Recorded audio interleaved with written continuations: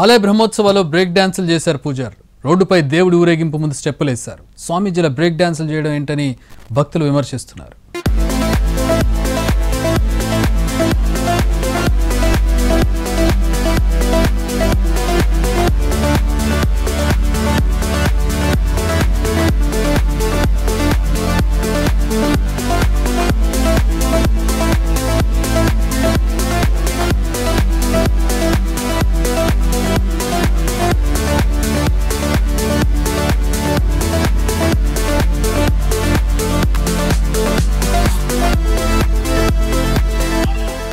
శ్రీకాకుళం జిల్లా మందసలోని శ్రీ వాసుదేవ పెరుమాళ్ 16వ వార్షిక బ్రహ్మోత్సవాల సందర్భంగా దేవుని ఊరేగింపు నిర్వహించారు.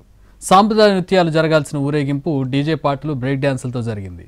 డీజే సౌండ్కు కొందరు ఆలయ పూజారులు ఊగిపోయారు, బ్రేక్ డాన్సులు చేశారు. ఈ దృశ్యాలు ఇప్పుడు వైరల్ అవుతున్నాయి.